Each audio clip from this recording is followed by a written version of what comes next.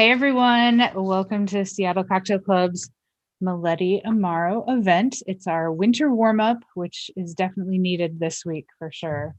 And thanks for being here with me. I am very excited about tonight. It is our first ever Amaro event with Seattle Cocktail Club.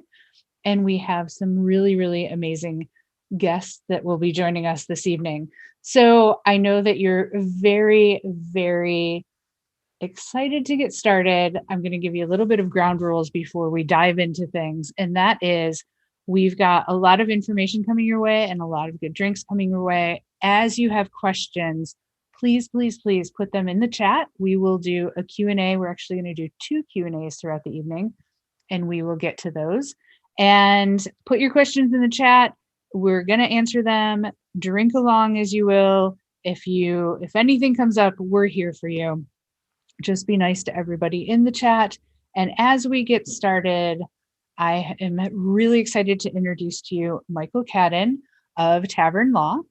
And he's going to join us right now, and then he will be back in a little bit. But first thing he's going to do is going to start us with our first drink of the evening, which I believe is this bottle.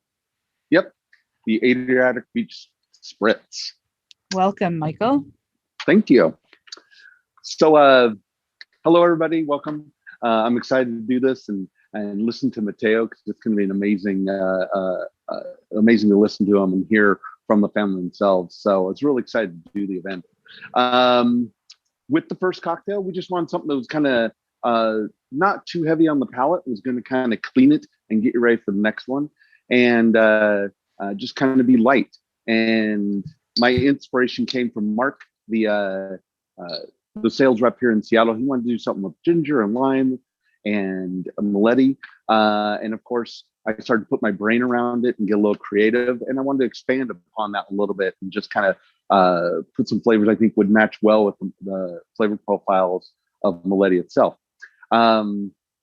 So with that, you're going to want to serve it however you want. You can drink it right out of the bottle. It is diluted slightly, as I would put it in a cocktail, as if I was going to serve it here at Tavern Law. If that's a little strong, then pour it on rocks over ice. And that is the extent of the work you have to do for this cocktail. Now, I took it and I wanted to make the recipe fairly simple. So I went to 1:1:2 ratio. We have 1 part sweet, 1 part sour, and 2 parts booze. Meletti adds a little sweetness as well. So the way I made the syrup wasn't too sweet. It's basically, instead of ginger, I use galangal, or if you'll find it in a local supermarket, or maybe down at Wajimaya in the International District, it goes as Thai ginger. It doesn't quite have the spice and a little more flavor to it. I soaked that in a palm sugar simple syrup. So I took the palm sugar, dissolved it down, made it into a simple syrup, shredded the galangal into that, and threw in some lime leaves, and let it set for about a week and kind of soak, strain it off, and we have our nice thick simple syrup. So 1 part that, 1 part fresh lime juice, and 2 parts Meletti. I put in a little bit of water, about 1 ounce of soda water, and then I let it set. And since I have a tap system at home, which I'm lucky to have, I carbonated it as well. So there's going to be a light carbonation. It's not going to be super heavy. It's just going to be on the back end, and basically keep your palate clean. I have to say, I'm so disappointed because I just realized I didn't bring a bottle opener over to this computer desk. Oh no! But I'll get one for sure before this is up. So thank you so much, Michael. We're going to bring you back in a little bit, but for now we have a guest, a very special guest, that's going to tell us all about the Meletti brand and how it started. And his name happens to be Matteo Meletti, and that is not a coincidence. So Matteo, welcome. Thanks for joining us. Ciao. Hi, everybody from Italy. I was just going to give them a heads up that it is 3 a.m. your time. Is that correct? Yes, half past 3 a.m. So thank you so much for joining us. Without any further ado, I'm going to hand it over to you. Thank you for the invitation. It's a pleasure to be here. Thank you, and thank Michael for this event. Can I share the video? We will load it up now. Okay. I'm gonna share some picture. Do you see it? Yes. Perfect. So hi everybody again. My name is Matteo Meletti, and I am the 5th generation of the Meletti family. I'm live from Italy, and it's 3:30 a.m. I'm gonna tell you some tips about our history, since I think it's very important to understand what is the story and who are the people behind the label and the brand of the products that you see. Our story is a very, very long story because it starts in Ascoli Piceno, Italy, the 20th of September, 1870. So we just became 150 years old. We need 3 ingredients for our story, which are a place, our city, our beautiful city in the middle of Italy, the people who write this story, which is so my family, and a taste. Surprisingly for you, maybe the taste of our story, and especially at the beginning, is the taste of the anise. So every historical company usually started with a product, with a signature that made the success of the family, of the business, so that then a family or a person started a business. So where is Ascoli Piceno? My city is in the middle of Italy, on the east coast. We are in the Marche region, the region that you probably may know for the Verdicchio wine. We are the last province of the Marche. In a very interesting and funny map of food and wine map of Italy, dated 1949. You can see the city of Ascoli Piceno represented with our bottle. So just to give you the idea of the connection of our company and the family with our city. It's a very beautiful city. The stone, the typical stone, is travertine. So we have all these ancient, beautiful buildings, white. I invite you to visit the city once we will be able to travel again. So as I told you, our story starts in the second part of the 19th century, thanks to my great-great-grandfather, Silvio Meletti. He came from a normal family, not a wealthy family. His mother ran a grocery store, and in this store, his mother used to sell a distillate of anise. Among all the products, she also used to sell a distillate, because both his dad and mother were distillers. So starting from this tradition in the family, my great-great-grandfather was interested in the art of the distillation. He was a very curious person, so started with this passion and wanted to discover more. And he studied a book dated 1774 in French about distillation that we still have in our company.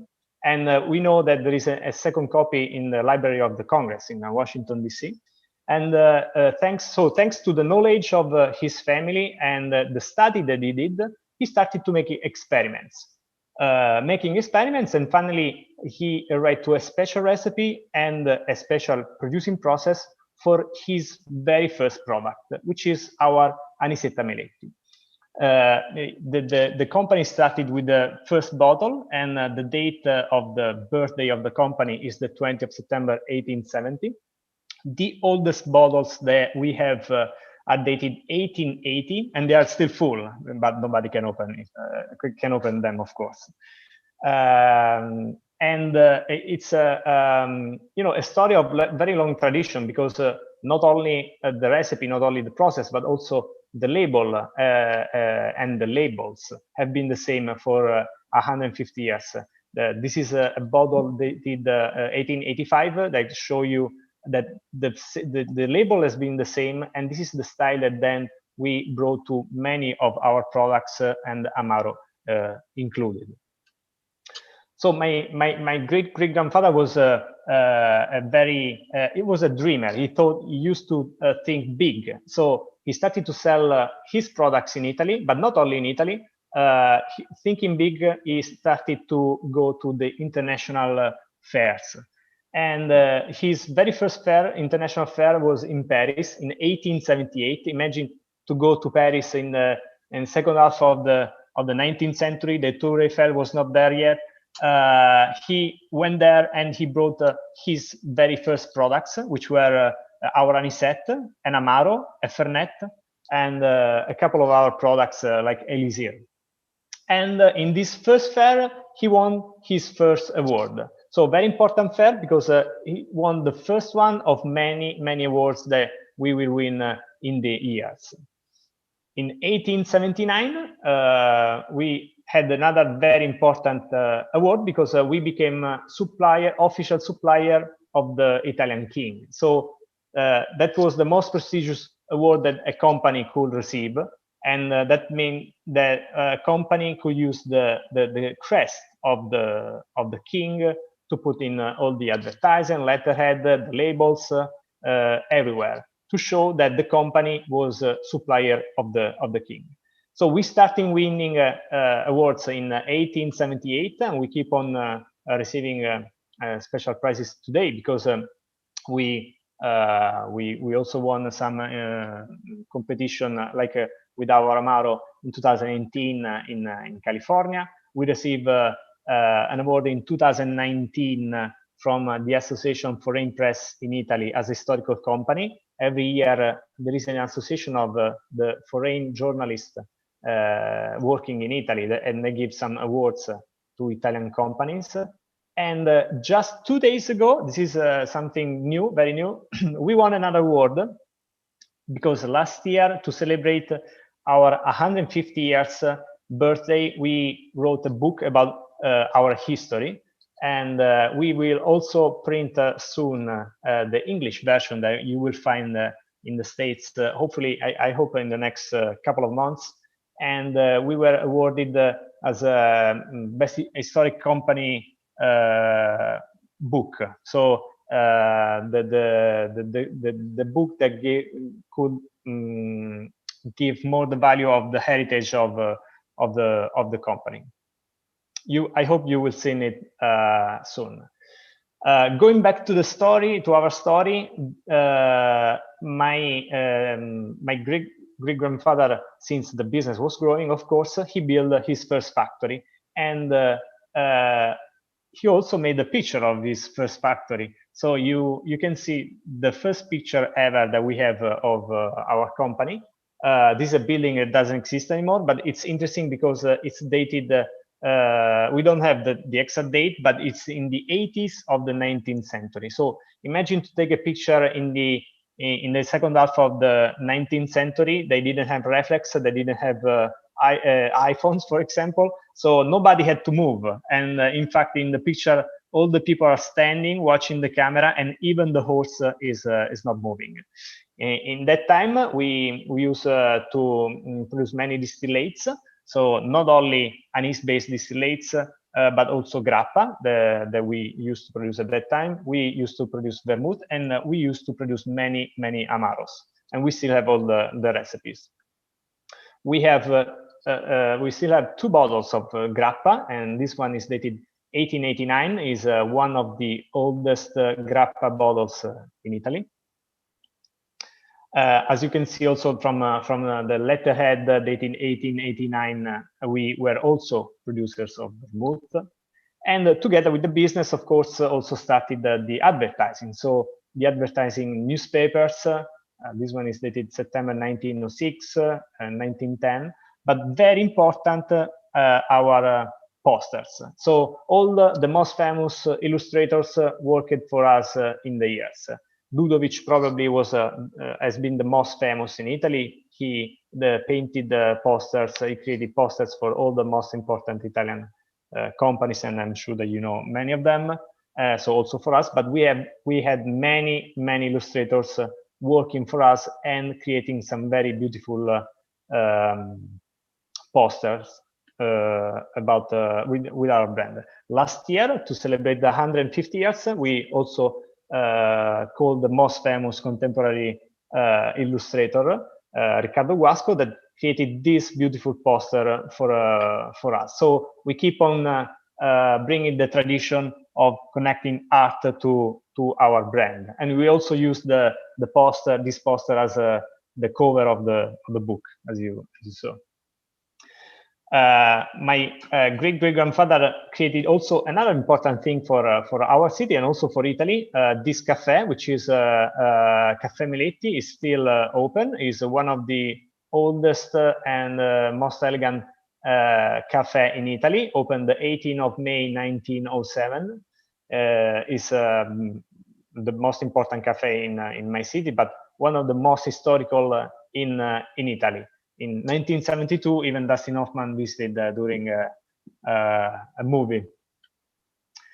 And then after the very first factory that doesn't exist anymore, he moved to a new factory. And I think it's funny to show some pictures because you can see like the bottling line at that time. We are speaking at the beginning of the 20th century where everything was made by hand. So from the filling the bottle, putting the cork, as you can see in the picture, putting the label, the packaging, everything was made by hand.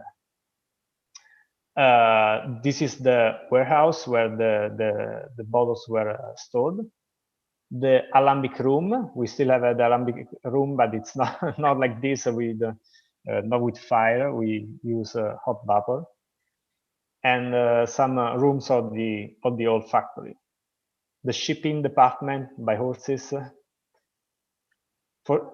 Just to give you an idea of the story and how the world also is changed, no? In 1920, we became 50 years old, and this is the bottle for the 50th birthday of the company. And you can see Roman numbers: 20 September 1870, 1920. On December 1933, the prohibition finished in the States. 1 month after the end of prohibition, they already organized the first shipment to the States, and they took a picture. This is the picture of the very first shipment to the States, 31st January 1934. We shipped 100 cases of Meletti Anisetta to New York. The importer was in New York. And we are also lucky because our bottles were in some movies and series. This is my favorite. The bottle that you can see on the right is in a movie with a very beautiful Sophia Loren, that I'm sure you know, the Academy winner Sophia Loren. And today you can still find our bottles in some movies. This is the last episode of Orange is the New Black, Netflix. And you can also see a bottle of Amaro on the left in Hunters, Amazon Prime series. The shape of the bottle has always been the same. We are a very traditional company. So if you saw the bottles from the 1880, basically the modern bottle is the same. In this picture, you will see a curiosity because the bottle in the middle is different. It's green and doesn't have the same shape of the other bottles. This is because the bottle is from the 40s, 1940s, and at that time we had the war. So we didn't have. It was not easy to find the glass for the bottles, and the government allowed the companies to use bottles of beers brought from the soldiers and use them for the bottling. So the bottle in the middle is a bottle of beer of the Canadian troops in Italy, and it was filled with one of our liqueurs. So watching our story, you can also see the story of Italy. In the years, we have produced many products, and very important, almost all the recipes are still safe in books, and the most important book let's say, of our collection is the book of the Silvio Meletti book, where he wrote all his recipes. And you can see, of course, you can't see the recipe, but I show you some titles. So he took notes of all the liquors that he created. And we still open this book when we need an inspiration for a new product, or we want to restart with a product like the Fernet that we did a few years ago. So at the bottom of this page, for example, you can see this is the page speaking about Fernet. On June 1888, he took a note about an ingredient that was better in a different quantity. So we start from that book for many of the recipes that we use. Today we will taste and speak more about in our portfolio about the Amaro. Amaro is a big family of Italian spirits. They are all very different. Different because of the ingredients, and different because of the bitterness. Our Amaro, if you imagine line from very bitter to very sweet, I think we are just in the middle, very well balanced, and the blend of the ingredients that we use make it, I think, very approachable, very easy to drink, but more important, very easy to be used in cocktails. So I discovered in the States, and this is something that I always like to say, that Amaro in Italy is still probably more enjoyed at the end of meals as a digestive, which was not how it was born. Usually Amari were born as a digestive at the end of meals. In the States, you discover a new use for them, and discovering that an Amaro can be used in cocktail is amazing, but it's more amazing the quality and the level of the cocktail that I have tasted in these years, and also that we will taste tonight. Of course, all of you know that Amaro is an infusion of different ingredients. But speaking about the cocktails, probably the most iconic in the States has become the Shafi Mustache, which is served in a bottle with a mustache. And this is a cocktail created by a friend of mine living also living in Seattle, Chris Efford, he created when he used to be in New York. And also another one is the Mescaletti. I put this one because I discovered that my Amaro goes very well with many products, like especially whiskey, rye whiskey, or bourbon, and mezcal. So this one was something new for me. It goes very well with vermouth, with orange liqueur, but mezcal was a big surprise. And if I'm not wrong, we are going to taste a cocktail both with rye and mezcal tonight. So also congratulations to Michael for the match, no, and the recipe. It was a very fast presentation, but I hope I gave you the idea of this history of the company, and because I think you can't fully understand not the product and how we arrived today to the bottle that we see in front of Michael, not knowing the history behind that bottle and the label. I think that history is fascinating, and the best historic company heritage is an amazing award to get. We did have just a couple of questions, and one was, where is Cafe Meletti located? Yes, it's in the main square of my city. So in Ascoli Piceno, in the main square. I wanted to show you more pictures and more maps, but I don't want to bore you all all the night. You know, it's not easy to summarize a history of 150 years in a few minutes, but it's in the main square of my city. Piazza del Popolo in Ascoli Piceno is a very beautiful square. I really suggest you to look for it in Google. And somebody mentioned that they're curious as to what occasion would justify opening one of those bottles from 1880. I'm still looking for that occasion because I need to convince my father to open one of those bottles. But I tell you, we just opened once a bottle that was more than 100 years, and was when we had the Caffè Meletti turn 100 years old. So in that occasion, we opened at the end of the gala dinner that we had one of those bottles. And the good thing of spirits is that they don't go wasting. They are even better, no? After all that time. So it really was an experience.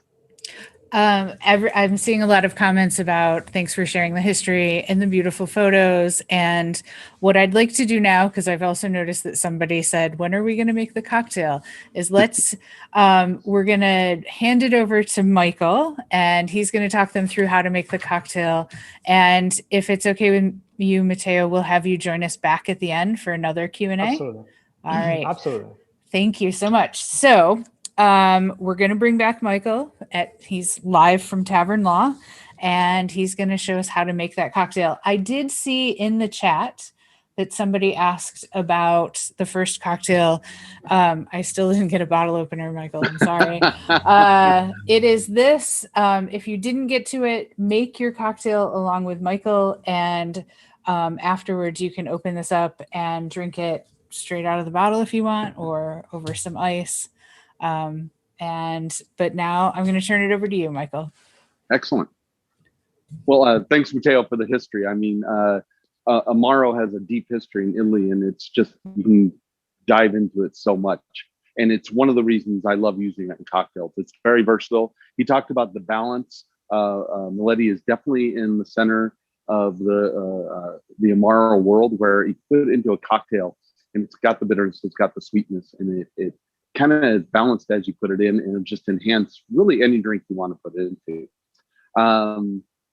But with today's cocktail that you're going to make, I'm going to use a fancy mixing glass, but that doesn't mean you have to. Cocktails tend to get a little over themselves, or bartenders tend to, and really they're simple things to make. It's the tools you have at home that you use. I tell you, if I'm at home making a cocktail, I have 50 of these sitting around, and it's usually in a mayonnaise pint glass or something I'm actually drinking it out of. So it's whatever you have available. And also with the presentation, this cocktail can go up or on the rocks. However you like to drink your cocktail is how I like to serve it. So I tried to make this fairly simple. Some recipes can get fairly intricate, but I wanted to make it kind of a almost equal parts style cocktail and easy to make. We're going to start off with the Meletti.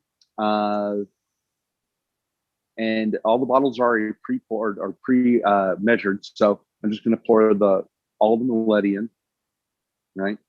And I'm going to do the same with all the ingredients. I'm going to go with the rye next, and the rye brings in just a bit of spiciness on there. Do you have a question? I'm going to jump in really quick and say there's two little bottles of Meletti in there. Oh, yes. So make sure they don't pour both in. Yeah, well, you can pour both in. I mean, it's not going to hurt anything. But one bottle of Meletti is kind of for the people who had the kit without the full bottle. You have two bottles of Meletti. One is for the cocktail, one's for tasting on its own, and I highly recommend that. Pour the one bottle of Meletti into maybe a little.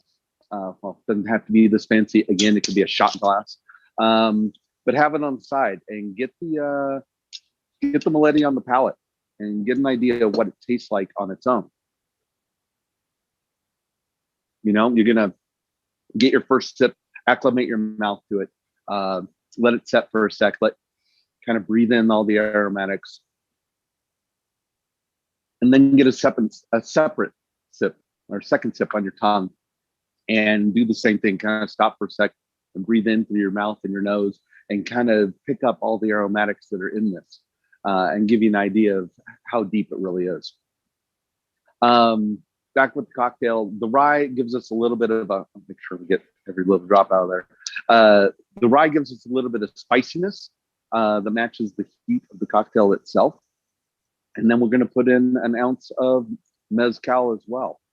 I did not know that Matteo liked rye and mezcal in particular for his to pair with Meletti. That was kind of a random fact that this cocktail is going to be that way. I want to do two different main spirits to the cocktail to show that it doesn't have to be an all gin or all rye or all mezcal drink. You can mix spirits with that and pull out two different flavor profiles of the main ingredient into it. The S bottle you guys are going to have is the syrup I made for this in particular, and it's a half ounce pre-measured, ready to go.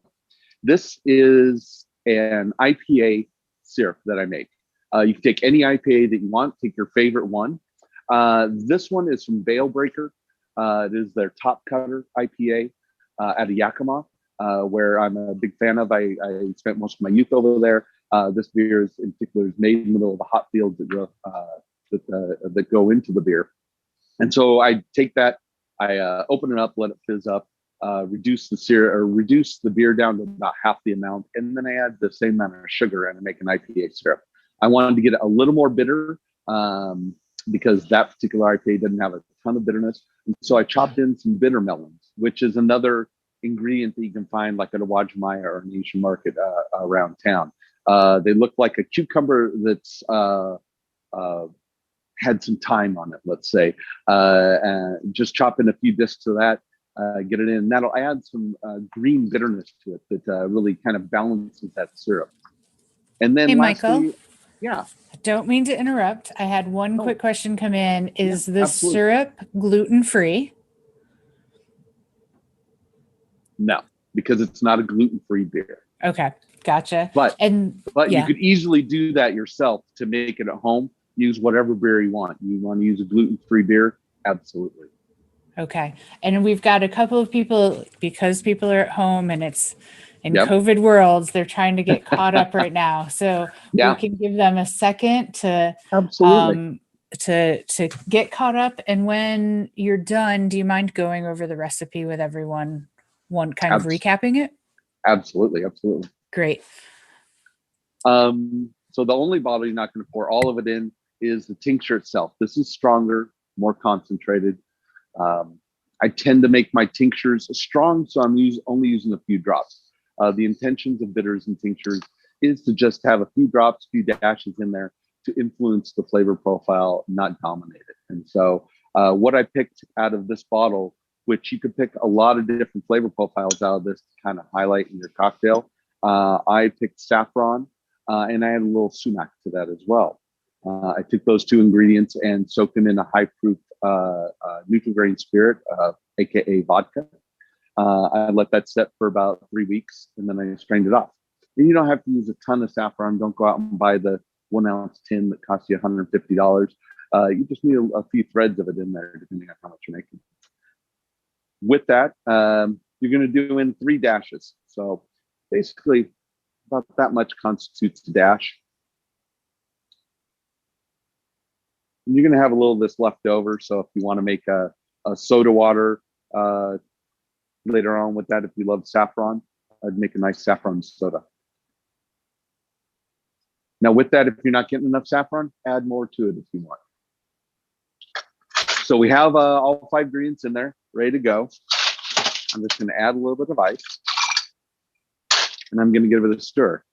Now you can, from here, I would typically stir something like this with a good amount of booze in it, probably for like 30 seconds or so, but it really depends on your ice and what you have at home. If your ice has been out a little bit, like what I have sitting in the well here, typically starts to get a little soft or what we call a little wet. I'm not going to over stir it because I don't want to overdo it too much. If it's fresh ice right out of your freezer and it still has like a frost to it, that is going to take a little longer to dilute down the cocktail. Our goal is to start off with about a 20% dilution. And honestly, I just kind of do that by taste more than anything else. I'm going to actually give it a little taste and see where we're at. That's good. Now, I like my cocktails a little stronger, so I'm going to stop there. Take a little sip of it. If it needs a little more dilution, give it some more stirs. That's totally up to how you like it. Now I'm going to take a nice presentation glass we use here at Tavern Law, one of our Nick and Nora glasses. Oops.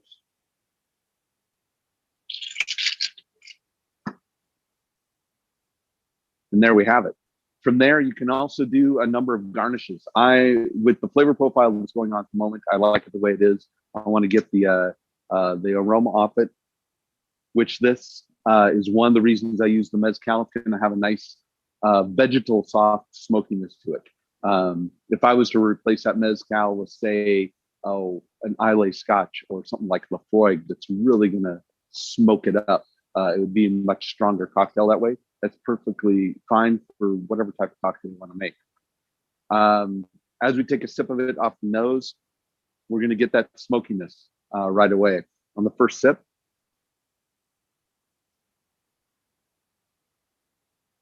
so we have a bit going on. You're going to get a bit of the sweetness in there from the Meletti and the syrup we're putting in.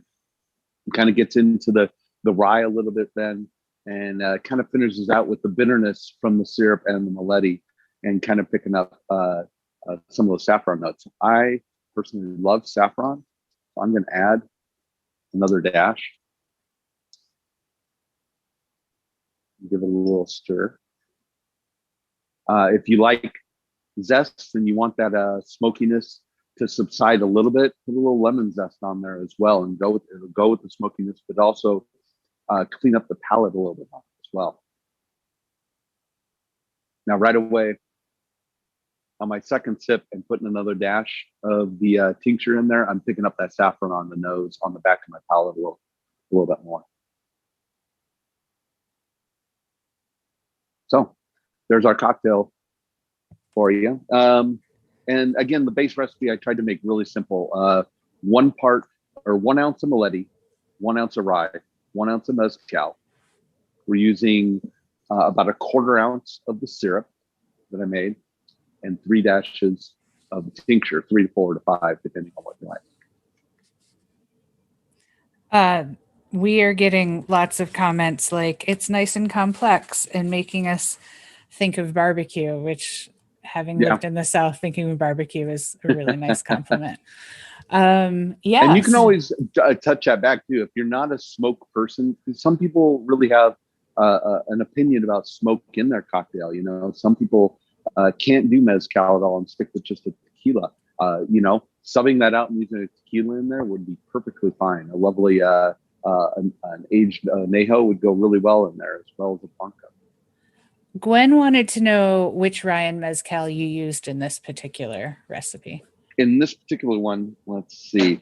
I used Old Overholt Bonded in this one. And with the mezcal, I'm using 400 Conejos, 400 rabbits, which is going to be probably a little harder to find. But it's a nice base mezcal that's not going to be super expensive. I'm going to use something that I want to mix with. Nuestra Soledad would be a great one. I think Vida out of the Del Maguey line worth is fairly reasonable as well. When you're getting into a $100, $200 bottle of mezcal, which you can easily reach, it's going to do the same job. You're not going to notice the nuances of that particular high-end mezcal in the cocktail.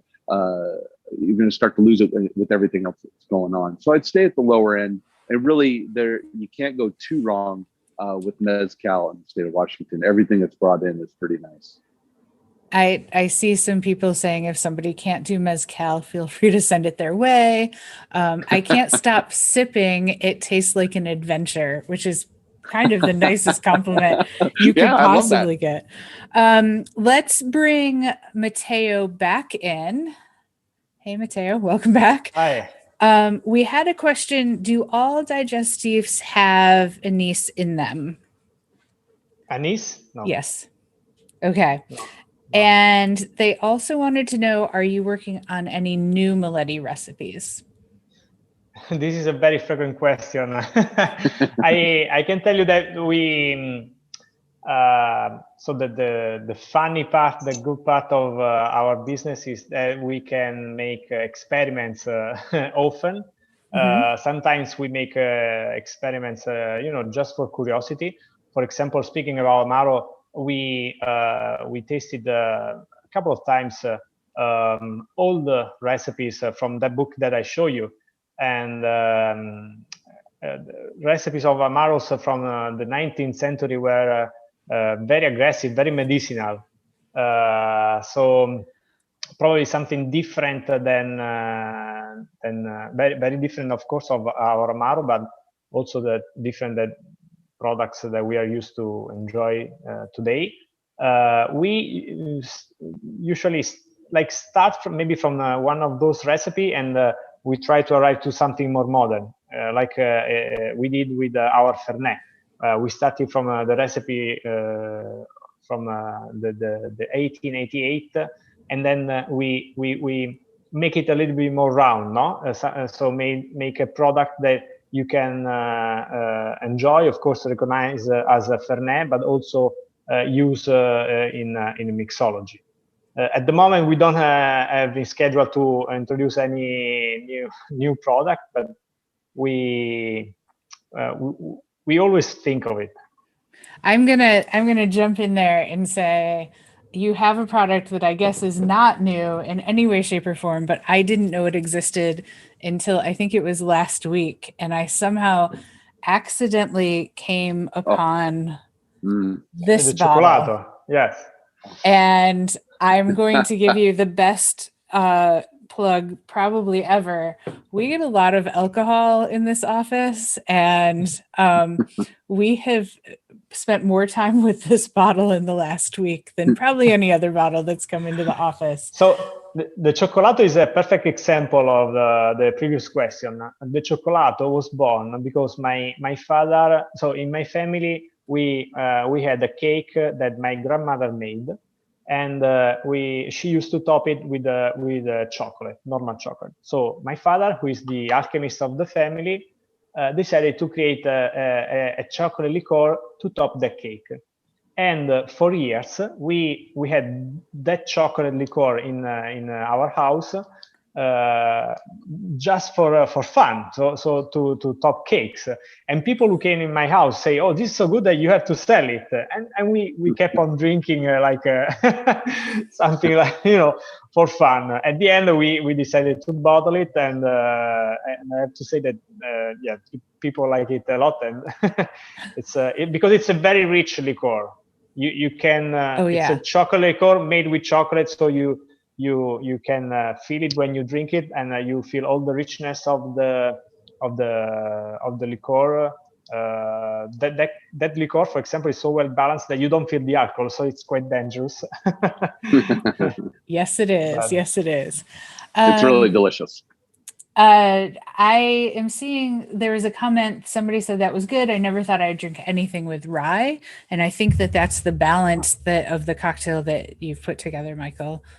Do we want to talk a little bit about other ways that they can incorporate Meletti into cocktails? Or yeah, absolutely. I mean, the thing with Amaros is they're very versatile. They can really be used in any drink. I mean, traditionally, right away, you're going to see them in like a Black Manhattan, right, as a replacement for the vermouth. With that, I think it can go in just about anything. You're talking about the chocolate liqueur there. I can go back to my 90s experience of not being a bartender, but being on the other side of going to places that maybe, were the pre-cocktail big martini places in the 90s. But you could make a chocolate martini with that. My first jump to thinking of that, because I have a bottle of that sitting at home as well, a not so full bottle. And right away, I would throw it in. I'd use mostly that, and I'd throw in some of the Fernet to kind of give it a little bit of balance to it. And maybe throw in my favorite spirit from there. Off the top of my head, maybe a brandy, a Spanish brandy or something like that. Or something you can even go drier altogether to a vodka, and fortify it up a little more. But that would make an absolutely delicious cocktail. With the Meletti, with the Amaro being how they're balanced, because you get into the Fernet and you're going to get something that's a little more bitterness to it. So it really is depending on your palate. I feel like try your favorite cocktail, say something like a Negroni, and use this, do like a half ounce or I'd say 3/4 ounce of this, maybe a 1/2 ounce of the Meletti Fernet. I would throw in gin and maybe like a little bit of a dry vermouth, and stir that and put it up, and or replace the gin with an American whiskey with either rye or bourbon. Bourbon if you like a little sweeter, rye if you like a little dry, and make a boulevardier out of that. But the possibilities are really endless. Just start with a little bit in any cocktail you already make. A question came in. What are the names of the 2 cocktails that they're having tonight? It's a very, very good question. I don't have my notes in front of me. One of them, this one is the Hopped Up Manhattan, and then the Adriatic Beach Spritz. So the Hopped Up Manhattan and the Adriatic Beach Spritz. Yeah, and the hop referring to the hop syrup that I made for it.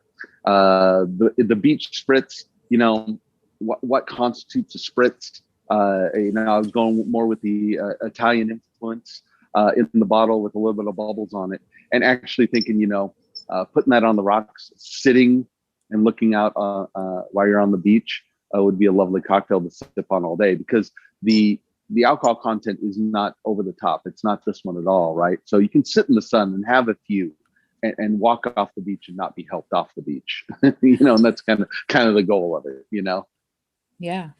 I've seen a few comments about people wanting to travel to both Italy now and Tavern Law. So it's been a good escape. Are these drinks going to be on the menu when Tavern Law reopens? I bet the spritz would be really hit the spot on a hot day, like you said. I'm guessing it's not going to be on the menu because it was made specifically for this event. It's made specifically for this event. Now, with a place like Tavern Law and the Needle and Thread, which is our speakeasy above us, all the bartenders have the talent to make this style cocktail. They might, when we come back from this next round, because we haven't opened at 25% yet at phase 2. We're not quite open yet. It'll probably be more like phase 3 when we actually open. So it's hard to predict, when that's going to happen and what will be on the menu at that point. But the bartenders here, if you tell them this was what was in the drink and you write it down for them, they will be able to turn around and use their plethora of ingredients to make something similar. And that's what we do at Tavern Law. If you go upstairs into the Needle and Thread, we don't even have a menu. You literally sit down, the bartender comes out, does a consultation with you. You describe what you like and tell them you want a Meletti cocktail that reminds you of being on the Adriatic and on the beach, and they'll turn around and make a cocktail based off what they interpreted from it. Great. So I think we've covered all of the questions. If we've missed your question, throw it in the chat really, really quick. But yeah, I think this was a great, as we called it, a winter warm up. Do you guys have any last thoughts? Can I thank? Yes, yeah. No, can I thank you for this is my first happy hour in a long time, because we are not allowed in Italy because of the virus situation, but I enjoyed, and I also wanted to say that the nice part of the of this world, so people from industry, people who like cocktails, journalists also speak about this, is that it's we feel like in a community, not a social like a social media, but a real community, because then the real the feelings and the real connection are an important part of also enjoying a cocktail. Now we can't, so we have technology to help us in this difficult moment, but we will come back to make a toast together in Tavern Law. I can wait to come back to this. I also like that it took a pandemic for it to be okay for a 3 a.m. call on how to make cocktails.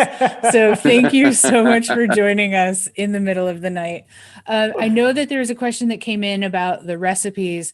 And Michael, can you quickly recap the ingredients in the spritz? And for everybody that's watching at home, we'll also send out that information via email after the show. So don't feel like you have to scramble to get every last word of it. But what was in the spritz again? Yeah, I've given Jessica all the information, so she has it there. Anybody can also go onto my social media. It's Michael, A as in Alan, Cadden. That's both for Instagram and Facebook. And you can hit me up on how to make your syrup. If you're getting home and you're making your IPA syrup and it's bubbling over the pot and you need some help, hit me up and I'll do the best I can to walk you through it. With the Adriatic Beach Spritz, I used the galangal syrup I made. 1 part of that, 1 part fresh citrus juice. It can be lemon or lime, whatever you prefer, and 2 parts of the Meletti. So 1 ounce syrup, 1 ounce lime, 2 ounces Meletti. And then I put about 1 ounce of soda water on top. Again, that's kind of depending on how you like your cocktail diluted.